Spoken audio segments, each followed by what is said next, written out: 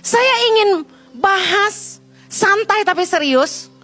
Bagaimana prinsip-prinsip dunia dan kerajaan sorga sangatlah bertolak belakang. Totally the opposite spirit. Saya kasih tahu. Yesus tidak hanya jadi pengantara. Yesus menjadi teladan bagi kita. Sehingga kita bisa mengerti nilai-nilai kerajaan sorga.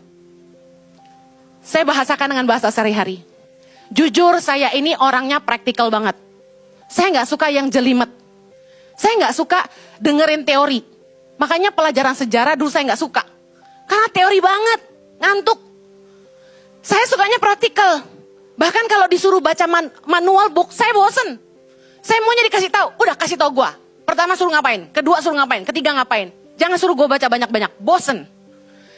Nah jadi ketika saya berusaha ngerti kebenaran firman Tuhan, menjadi sangat mudah ketika baca itu, saya membayangkan apa yang Yesus lakukan. Apa yang Yesus rasakan. Kalau tanpa keteladanan Yesus, saya rasa agak sulit kita ngerti firman Tuhan.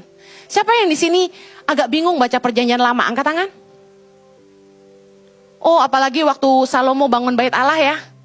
Berapa apa tuh ya? Saya sampai pusing 7 keliling. Sorry, saya kalau habisin hasta-hastaan itu ya.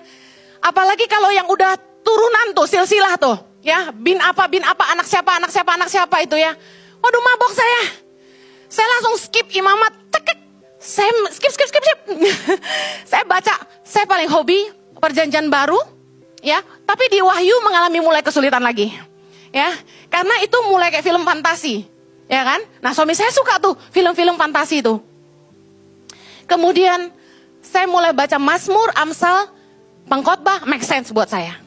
Jadi Tuhan itu bicara dengan bahasa yang kita mudah ngerti, saya percaya. Akan lebih mudah kalau kita tuh ngerti prakteknya.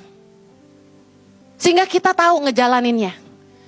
Saya percaya kalau Yesus gak pernah ada, kayaknya sulit deh ngerti hukum Allah. Keblinger pasti kita. Ini gimana sih jadi Kristen rumit begini? Tapi karena Yesus hadir dan menjelma sebagai manusia dan mempraktekkannya dalam hidupnya, kita jadi punya gambaran. Oh, bisa toh nggak bikin dosa? Oh, bisa toh nggak cinta uang? Oh, bisa toh nggak gila kekuasaan? Oh, bisa toh nggak menghakimi? Oh, bisa toh bermurah hati, punya belas kasihan sama orang banyak? Kalau tanpa keteladanan Yesus, kita bingung jadi Kristen tuh harus gimana. Nah mari kita lihat bagaimana firman Allah menjadi pedoman untuk kita ngerti budaya kerajaan sorga. Yang pertama, prinsip dunia, condemn, divonis, terkutuk, diadili karena dosa. Tapi Yesus menyatakan apa? Kita di-redeem, ditebus. Dua hal yang berbeda. Kalau perjanjian lama, that's it man. Kamu macam-macam, mati. Condemn. Tapi lewat Kristus, kita di-redeem, ditebus. Perjanjian lama mengajarkan tentang judge by law. Orang-orang dihakimi menurut hukum Taurat. Tapi orang-orang yang mengenal Kristus, mereka justified by grace. Mereka mulai dibenarkan karena kasih karunia. Totally different. Jadi kalau kita orang Kristen masih dikit-dikit suka menghakimi orang, Anda masih hidup di perjanjian lama. Anda harus ngerti bahwa Yesus hadir ke dunia ini, kita punya kasih karunia. Karena Yesus punya kasih karunia, kita juga belajar jadi orang yang punya kasih karunia. Dunia prinsipnya selfish. Yang penting aku. Mementingkan diri sendiri. Yang penting gue selamat, yang penting gue kaya, yang penting gue untung. Tapi firman Tuhan, prinsip kerajaan Allah, mengajarkan kita untuk selfless. Tidak mementingkan diri sendiri. Kita lihat sama-sama dalam Filipi 2. Filipi 2, nasihat supaya bersatu dan merendahkan diri seperti Kristus. Jadi, karena dalam Kristus ada nasihat, ada penghiburan kasih, ada persekutuan roh, ada kasih mesra dan belas kasihan. Karena itu sempurnakanlah sukacitaku dengan ini.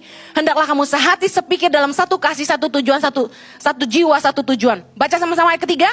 Dengan tidak mencari kepentingan sendiri atau puji-pujian yang sia-sia. Sebaliknya, hendaklah dengan rendah hati yang seorang menganggap yang lain lebih utama daripada dirinya sendiri. Dan janganlah tiap-tiap orang hanya memperhatikan kepentingannya sendiri, tetapi kepentingan orang lain juga. Sampai situ. Lihat bagaimana kerajaan Tuhan mengajarkan kita totally opposite. Bertolak belakang dengan dunia.